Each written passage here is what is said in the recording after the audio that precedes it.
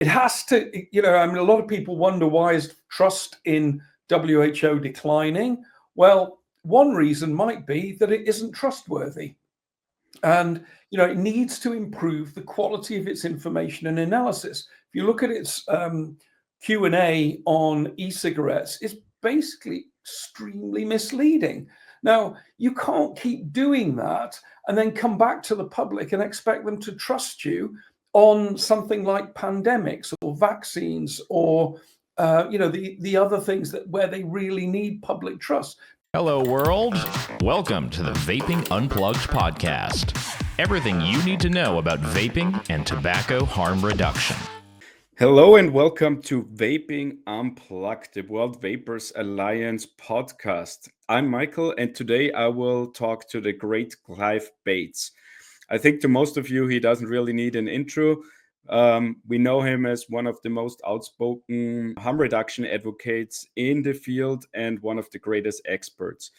As you might know, the US just recently withdrew from the WHO, and I thought I need to talk to Clive about the consequences, what might happen due to the US withdrawal for tobacco harm reduction, what consequences does it have for us as nicotine consumers, and what might be some of the scenarios happening in the next year. So listen to Clive and his great insights and enjoy this episode. Vape on. Thank you for joining us. How are you doing? Hope everything is fine. Hi, Michael. Yes, I'm fine. Obviously, there's a lot of turmoil in the United States, which has ramifications here in Europe. So we're watching that carefully, including President Trump's decision to leave the WHO. So a lot to worry about. That's the reason why I'm happy to talk to you about this, because I think you're one of the experts who can explain a little bit the consequences of this decision. But maybe let's start with one basic question at the beginning in general about the WHO and why the WHO matters to us as harm reduction community and consumers. And maybe you can shed light on it in two parts. One from the point of view of the low and middle income countries, but also from the higher income countries, which sometimes is a little bit neglected. Okay, so the way to think of WHO is it doesn't really ever tell anyone to do anything. It doesn't really have any authority. But it sort of has soft power. It leads by example. It leads by its analysis and its preferences. But more importantly than anything else, it creates what policy wonks refer to as an authorizing environment. So basically, if you're a health official in a low or middle income country and WHO is saying do this, you suddenly have the weight of WHO behind you when you go into discussion with your colleagues in the rest of the government. Okay, so WHO uses its authority in a variety of subtle ways. And normally that's not a bad thing. Normally it provides decent advice. If you want to prepare for an Ebola outbreak, or you're trying to deal with river blindness, or you're trying to get on top of, in malaria or something, WHO has something useful to say.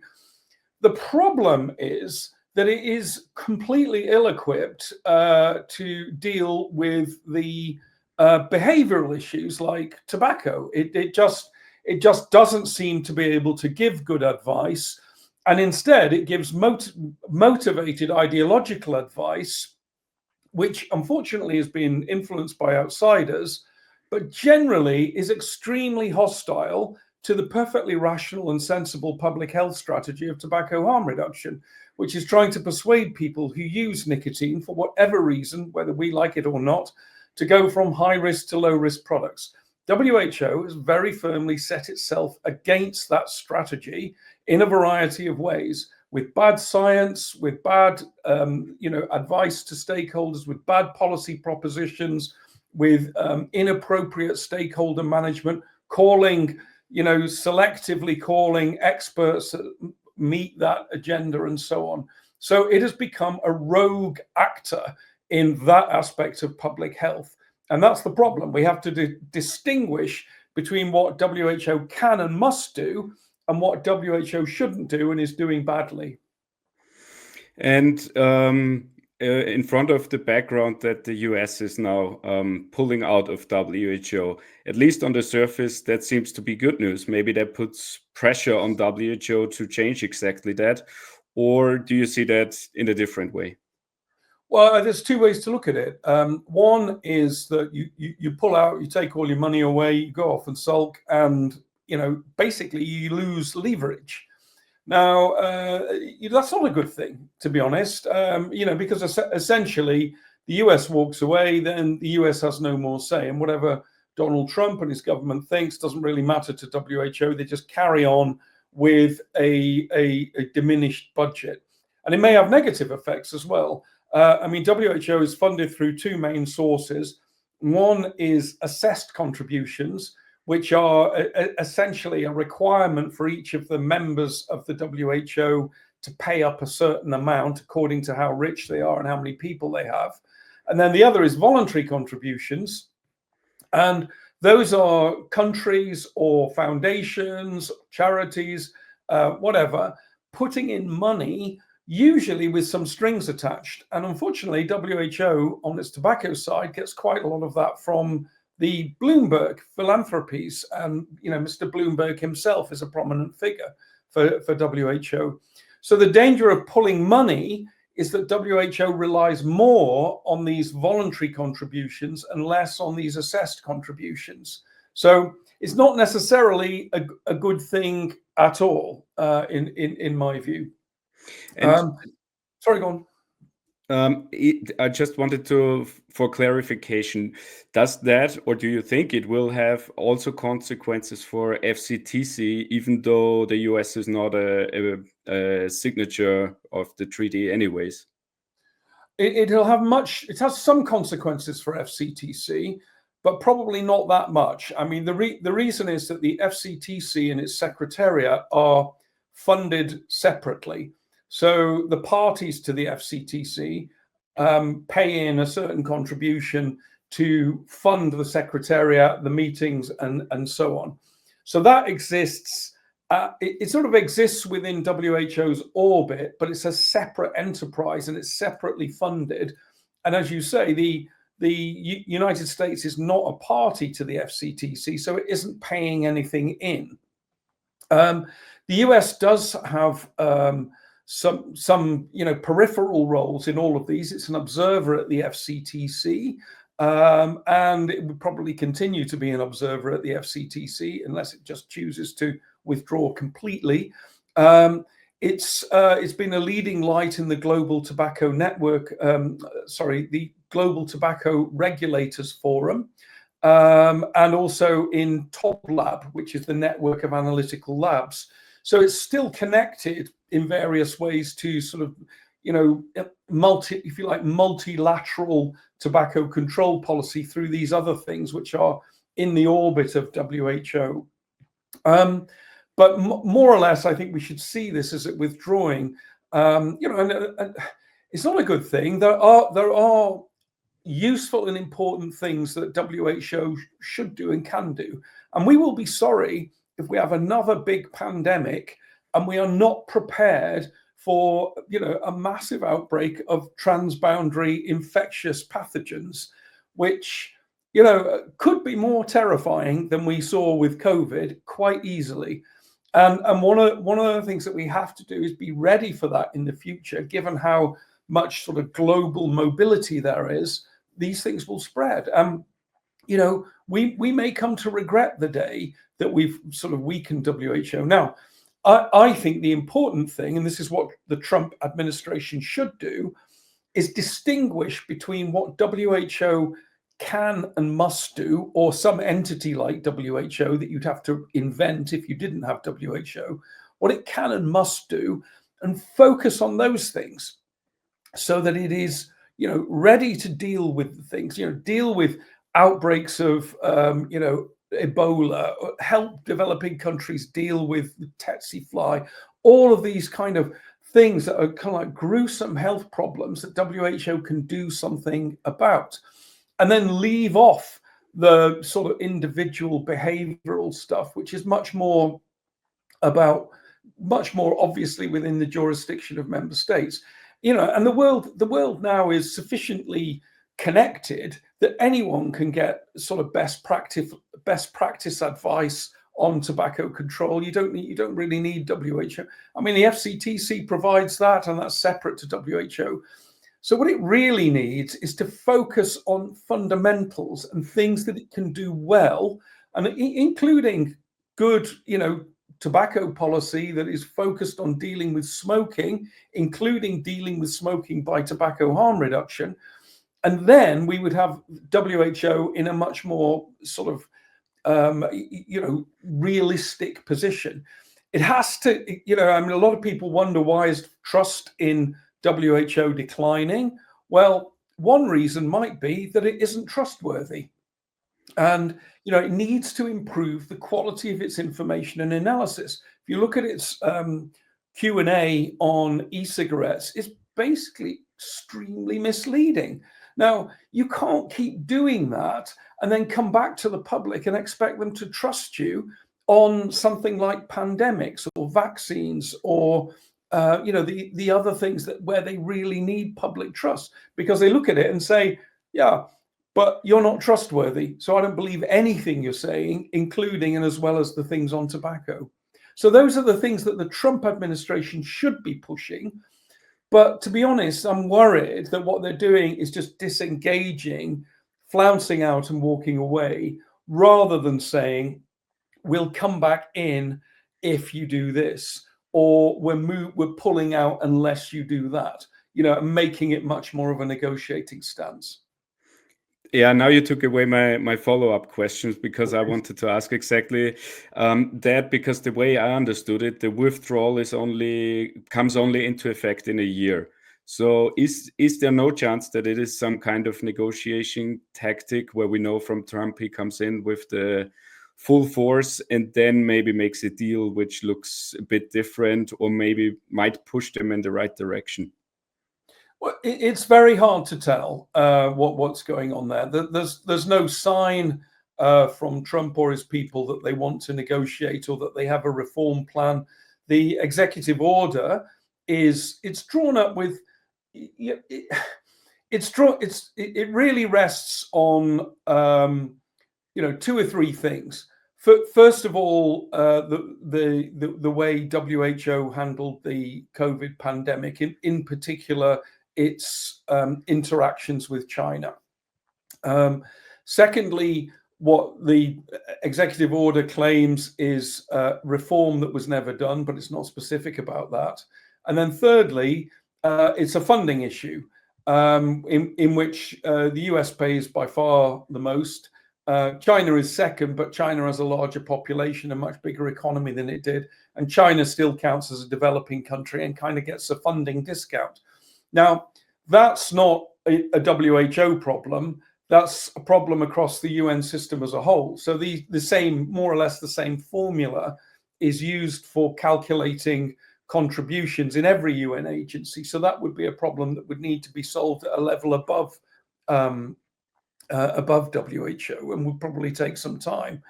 So those are the sort of grievances that have been set out, but it's not clear the door is open to, obviously it can't deal with what it did in the past about COVID. It can't change that. So that's, the US has asked it to stop work on and pull out of the essentially the pandemic treaty. So that's not something it can do, because a lot of the member states want that. So it's unclear what this reform agenda would actually look like. I hope that the administration does have ideas for what it would want from WHO in return for coming back in. Because first of all, you need the US's resources and its people, its expertise. But you also, in some cases, if you try to run a transboundary response to a transboundary pandemic, then you need every country in the game, or you'll just get some sort of leakage and the treaty will be ineffective.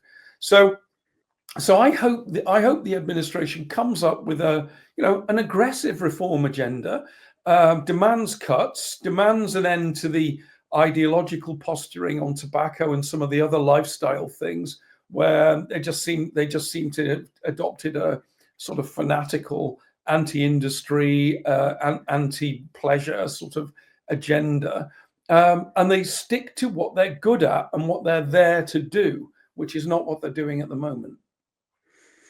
And let's say they pull out, which is also a possible scenario without any reforms, and as you said, just disengage. What would that, especially in the tobacco harm reduction field, mean for other countries? So especially for those countries who are actually pretty good on tobacco harm reduction, would their role be more or less important after that?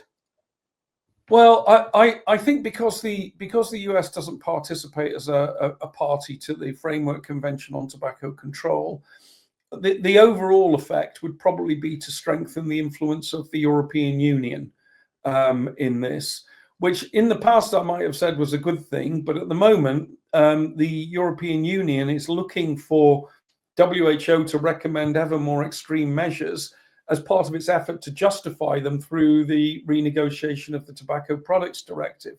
So it's not necessarily a good thing that at this time the European Union, with its tendency for incredibly broad brush regulation, like, I don't know, banning pouches or banning flavors or whatever is on their agenda, it has even greater influence in the WHO and in the FCTC.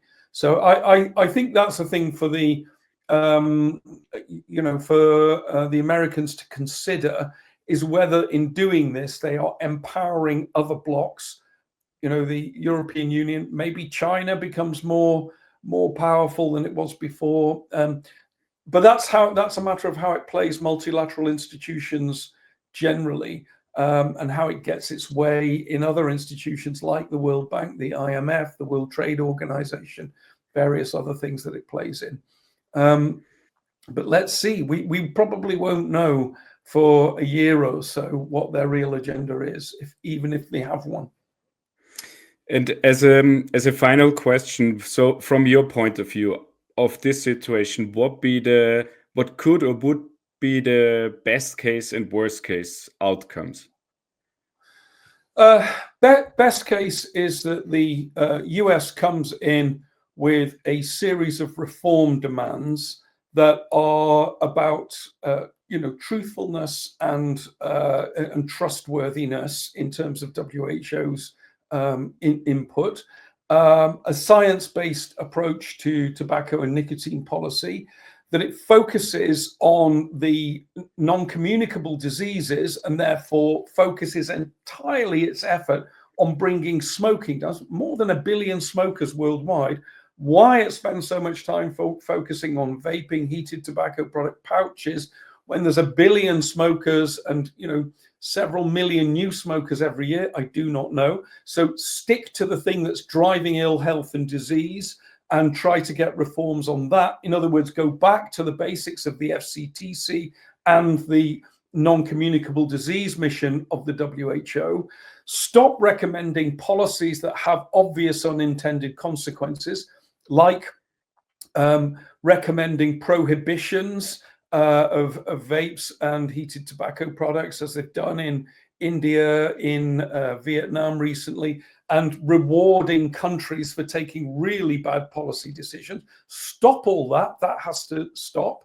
And then start to involve a more diverse range of experts and stakeholders in both the FCTC and in engagement with WHO itself. Now, if the US could deliver on that change of attitude, maybe a few change of personnel in terms of the leadership in WHO in these areas, maybe not the Director General, then that would be really good. That would be the best outcome. The worst outcome is the US walks away. The more Bloomberg money pours in to support tobacco control. WHO is unable to do the more difficult and unfashionable things that it needs to do, like dealing with infectious disease outbreaks in poor countries, getting us ready for the next pandemic and all of that. So we have the worst of all worlds. We get a more ideologically driven tobacco program, and we get a less effective system for dealing with cross-boundary infectious diseases. All right, I got really excited by your best case scenarios. I'm really hoping that will be the case and not the worst case scenario. I think we wrap it up with this. Thank you, Clive, for joining us. Great pleasure as usual, and I hope listeners get a good insight into the consequences of the US withdrawal. Thank you again. Great to talk. See you soon. Bye. Bye-bye.